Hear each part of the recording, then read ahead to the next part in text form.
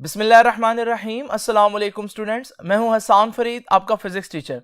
Students, आज का हमारा आर्टिकल है थर्मिस्टर्स। आप जानते हैं थर्मिस्टर का वर्ड जो है वो रेजिस्टर से मिलता जुलता है। हम देखेंगे कि रेजिस्टर और थर्मिस्टर में बेसिकली फर्क क्या है और थर्मिस्टर के डिफरेंट एप्लीकेशंस क्या हैं। तो आइए स्टूडेंट्स स्टार्ट करते हैं आज का लेक्चर। स्टूडेंट्स, थर्मिस्टर के वर्ड को अगर मैं ब्रेक करूं तो मैं इसमें से दो डिफरेंट वर्ड्स आपके सामने निकाल सकता हूं। थर्मिस्टर में आपको एक तो वर्ड नजर आ रहा है थर्म का, और आगे आपको नजर आ रहा है कि ये रेजिस्टर का शॉर्ट फॉर्म उन्होंने लिखा हुआ है।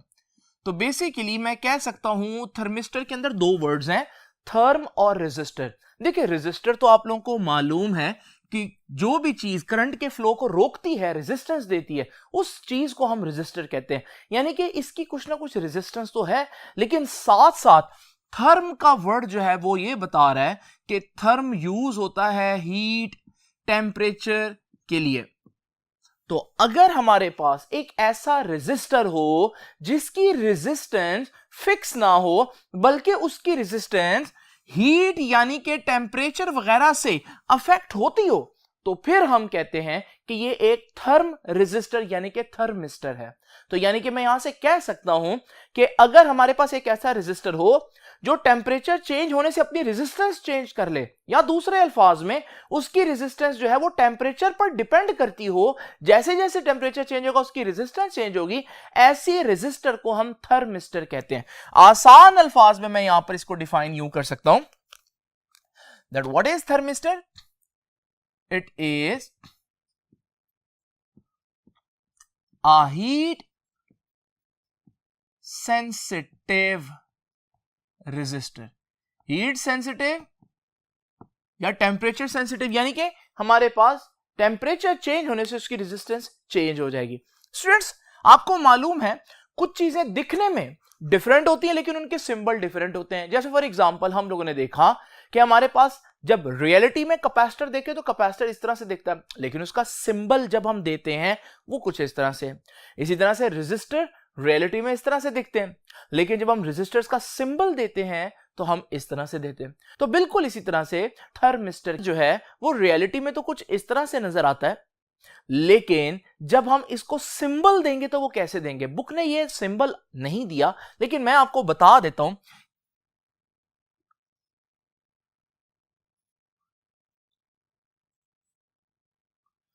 स्टूडेंट्स, ये है हमारे पास थर्मिस्टर का सिंबल। अब जरा तवज्जो कीजिएगा स्टूडेंट्स, हम देखते हैं थर्मिस्टर्स की क्या टाइप्स है। दो टाइप्स के थर्मिस्टर आप लोगों को मिलेंगे। एक को हम बोलते हैं NTC और एक को हम बोलते हैं PTC। स्टूडेंट्स, इसको जरा तवज्जो से देखते हैं। NTC stands for negative temperature coefficient. आपको याद है टेम्परेचर कोएफिशिएंट? टेम्परेचर कोएफिशिएंट तो अल्फा को कहते हैं, जो हम पहले पढ़ के आए हैं। यानी ये वो रेजिस्टर्स हैं, ये वो थर्मिस्टर्स हैं जिनका जो अल्फा है वो नेगेटिव होता है, यानी कि नेगेटिव टेम्परेचर कोएफिशिएंट है। इसका मतलब क्या होता है? जब किसी भी चीज का अल्फा नेगेटिव होता है तो स्टूडेंट्स याद रखिएगा, इसका मतलब है कि उसकी रेजिस्टेंस का टेम्परेचर के साथ इनवर्स रिलेशन है स्टूडेंट्स। यानी कि आप जितना टेम्परेचर बढ़ाते जाएंगे उस मटेरियल की रेजिस्टेंस उतनी कम होती जाएगी, और जितना आप टेम्परेचर कम करेंगे उसकी रेजिस्टेंस उतनी बढ़ती जाएगी। तो जब हमारे पास रेजिस्टेंस और टेम्परेचर का इनवर्स रिलेशन हो तो हम कहते हैं कि उस चीज का अल्फा जो है वो नेगेटिव है। तो यानी NTC जो है वो थर्मिस्टर्स हैं जिनका टेम्परेचर बढ़ने से जिनकी रेजिस्टेंस कम होना शुरू हो जाती है। लेकिन स्टूडेंट्स याद रखिएगा, दूसरी तरफ हमारे पास ऐसे थर्मिस्टर्स भी होते हैं जो PTC, यानी कि अब आप समझ गए होंगे कि ये पॉजिटिव टेम्परेचर कोएफिशिएंट रखते हैं, और इसका मतलब क्या हुआ कि इनका अल्फा पॉजिटिव होता है। अब पॉजिटिव अल्फा का मतलब क्या है कि इनकी जो रेजिस्टेंस होगी वो टेम्परेचर बढ़ने से बढ़ती है। और आप लोग जानते हैं कि ज्यादातर चीजों की, जैसे हम लोगों ने वायर्स, कंडक्टर्स वगैरह पढ़े, तो जितनी भी मेटल्स वगैरह है उनमें यही बात ट्रू है कि टेम्परेचर बढ़ने से रेजिस्टेंस बढ़ती है। तो ये जो पीटीसी है ये कोई नई बात नहीं है हमारे लिए, ये तो हम पहले भी देखते रहे हैं कि जितने भी मेटल्स हैं उनका भी पीटीसी यानी कि पॉजिटिव टेम्परेचर कोएफिशिएंट होता है, यानी कि टेम्परेचर बढ़ने से उनकी रेजिस्टेंस बढ़ती है। इसलिए थर्मिस्टर में ज्यादा हमारे लिए सरप्राइजिंग चीज क्या है, वो थर्मिस्टर का एनटीसी होना है, नेगेटिव टेम्परेचर कोएफिशिएंट होना है। यानी कि ये ज्यादा सरप्राइजिंग चीज है कि टेम्परेचर बढ़ने से रेजिस्टेंस कम हो जाने वाली चीजें भी एग्जिस्ट करती हैं, और उनमें बेहतरीन मिसाल जो है वो हमारे पास थर्मिस्टर की है। और मिसालें भी मैं आपको पहले दे चुका हूं रेजिस्टिविटी के आर्टिकल के अंदर, जिनमें हमारे पास सेमीकंडक्टर्स थे, डायोड्स थे, सेमीकंडक्टर के अंदर सिलिकॉन, जर्मेनियम, ये सारी एग्जांपल्स मैंने आपको वहां दी थी। तो अब मैं उसको यहां पर तो इतना डिटेल में डिस्कस नहीं करूंगा, लेकिन याद रखिएगा एनटीसी में थर्मिस्टर की एग्जांपल के साथ साथ आपको डायोड की एग्जांपल और सिलिकॉन और जर्मेनियम जो सेमीकंडक्टर्स थे उनकी मिसाल भी आपको आनी चाहिए। नाउ स्टूडेंट्स जरा तवज्जो कीजिएगा, हम देखते हैं कि इनको किस तरह से मैन्युफैक्चर किया जाता है। इसको मैन्युफैक्चर करने के लिए सबसे पहले आप लोग याद रखिएगा हमने कौन सा मटेरियल लेना है। स्टूडेंट्स आप लोग जानते हैं हमारे पास एक मटेरियल बहुत मशहूर है जिन्हें हम मेटल्स कहते हैं। मेटल्स में खास बात क्या है, मेटल्स में खास बात उनकी स्ट्रेंथ है, लेकिन आप लोग जानते हैं कि मेटल गर्म होने पर पिघल भी जाती है। लेकिन कुछ मटेरियल्स हमारे पास ऐसे भी हैं जो स्ट्रेंथ रखने के साथ साथ गर्म होने पर पिघलते भी नहीं है। उनमें बेहतरीन मिसाल हमारे पास ईंट यानी ब्रिक की है, या कंक्रीट की एग्जांपल है जो आपके पास कंस्ट्रक्शन में यूज होता है घरों की। स्टूडेंट्स ये जो दोनों मटेरियल मैंने आपको एग्जांपल में दिए हैं, इन्हें हम फिजिक्स में जब हम मटेरियल्स की क्लासिफिकेशन पढ़ते हैं तो हम इनको सिरेमिक्स के नाम से याद करते हैं। याद रखिएगा ये है सिरेमिक मटेरियल्स। अब याद रखिएगा आज हम सिरेमिक मटेरियल से ही इनकी मैन्युफैक्चरिंग करेंगे, लेकिन वो किस तरह से मैन्युफैक्चरिंग करेंगे वो मैं अब आपको डिटेल में लिख के बताता हूं। Thermistors are made by heating under high pressure। ये बहुत इंपॉर्टेंट बात है कि आपको जो भी मटेरियल है उसको बहुत हाई प्रेशर में हीट करना पड़ता है। अब वो कौन सा मटेरियल है, मैंने अभी आपको बताया कौन सा मटेरियल लेंगे आज, सेमीकंडक्टर मटेरियल बना होगा जो सिरेमिक कहलाता है। ठीक है जी, तो heating under high pressure, heating under high pressure ceramic, या मैं लिख देता हूं पूरा के semi conductor ceramic material, semiconductor ceramic material mixed with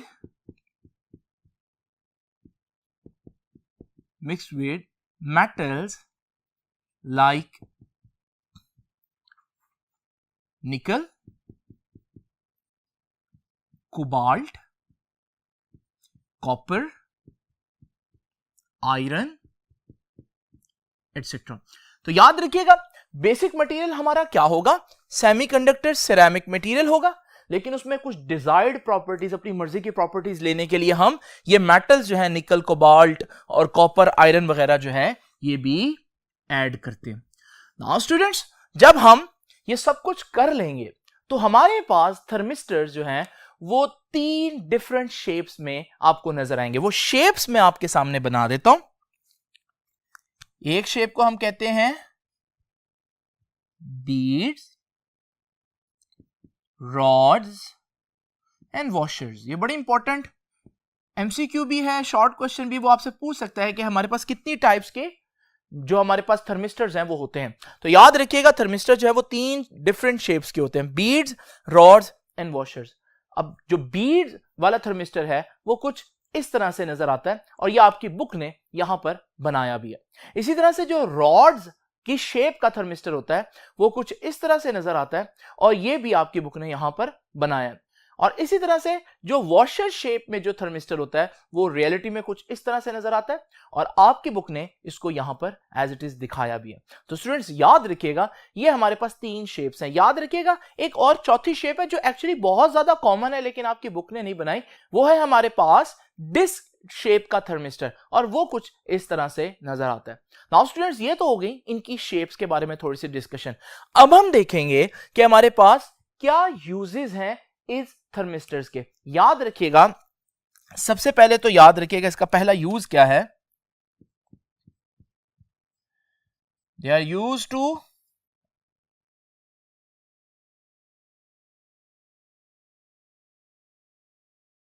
temperature को मेजर करने के लिए इनको इस्तेमाल करते हैं। क्यों भला?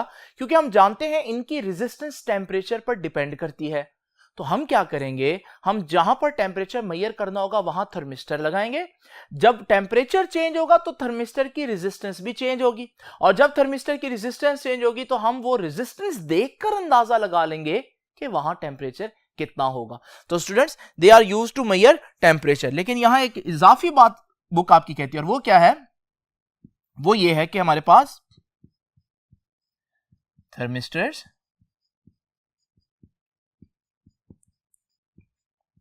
with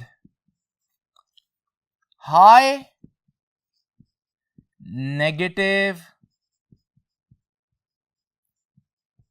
temperature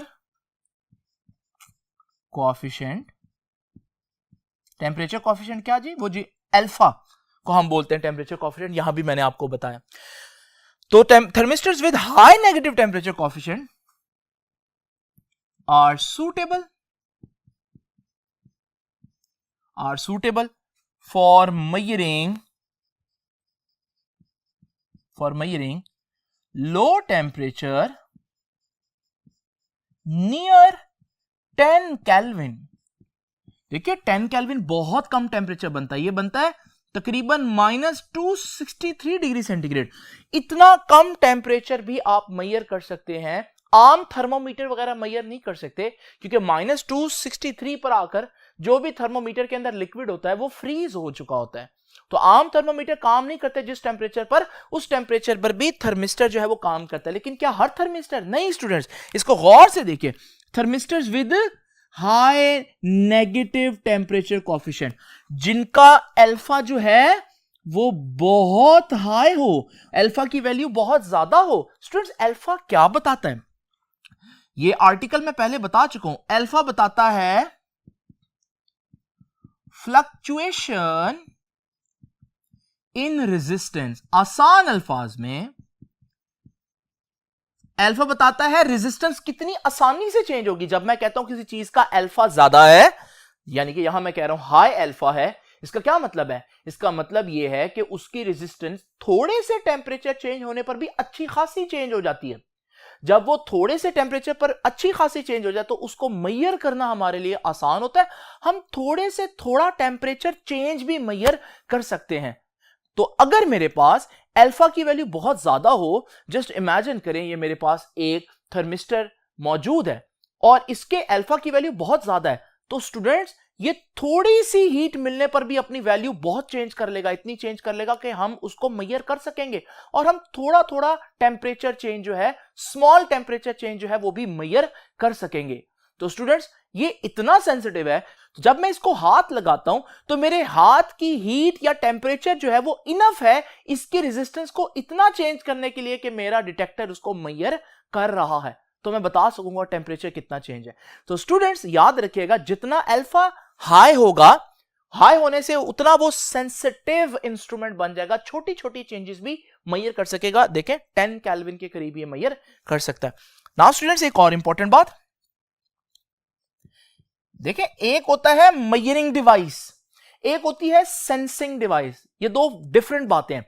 जब आपने किसी चीज को सेंस करना होता है तो आप, जैसे फॉर एग्जांपल जब आपने करंट को सेंस करना होता है तो आप करंट को सेंस करने के लिए यानी कि चेक करने के लिए कि करंट है या नहीं, आप गैल्वानो लगा देते हैं। गैल्वानो सिर्फ आपको यह बताएगा कि करंट है या नहीं, वो ये नहीं बताएगा कि कितना करंट है। तो गैल्वानो क्या है? एक सेंसिंग इंस्ट्रूमेंट है।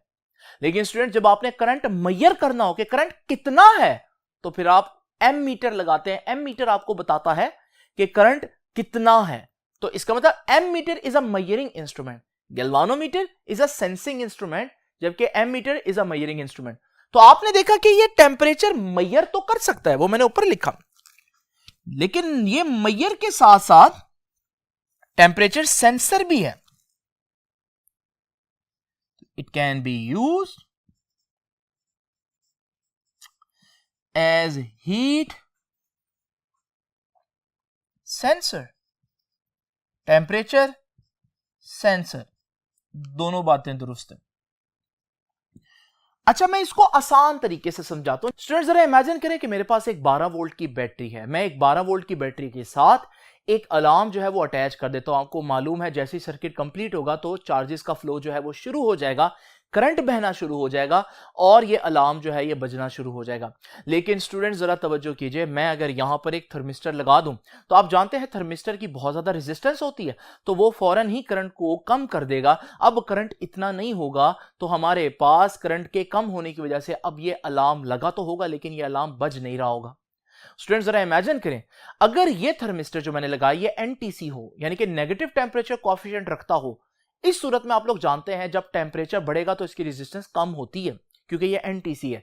तो स्टूडेंट जरा इमेजिन करें, अगर ये जिस रूम में पड़ा है उस रूम का टेम्परेचर किसी वजह से सपोज करें कहीं आग लग गई है तो वो बढ़ना शुरू हो जाए, तो जब इसका टेम्परेचर बढ़ेगा तो अपनी रेजिस्टेंस ये कम करेगा और जब इसकी रेजिस्टेंस कम होगी तो चार्जेस का फ्लो दोबारा से शुरू हो जाएगा और अलार्म बजेगा, जिससे हमें अंदाजा होगा कि भाई रूम का जो टेम्परेचर है वो किसी वजह से बढ़ गया है और हम देखेंगे कि किस वजह से बढ़ा है। तो इसका मतलब आप टेम्परेचर सेंस करने के लिए किसी खास वैल्यू से अगर टेम्परेचर बढ़ जाए और आप चाहते हैं अलार्म आपको फौरन बताए, या किसी खास वैल्यू से टेम्परेचर कम हो जाए और आप चाहते हैं आपको अलार्म फौरन बताए, तो हम इसके लिए थर्मिस्टर यूज करते हैं। तो याद रखिएगा thermistor can be used as heat sensor या टेम्परेचर सेंसर। कैसे ये करता है कि ये जो टेम्परेचर के चेंजेस को इलेक्ट्रिकल वोल्टेज में कन्वर्ट करेगा और हमारे पास अलार्म दोबारा से बनना शुरू हो जाएगा। ये जो मैंने सर्किट अभी आप लोगों को दिखा ये बहुत सिंप्लीफाइड है, सिर्फ आपके लेवल पर आपको समझाया। असल में इसमें बहुत सी चीजें होती हैं, डायोड्स वगैरह होते हैं और भी बहुत सी चीजें होती हैं,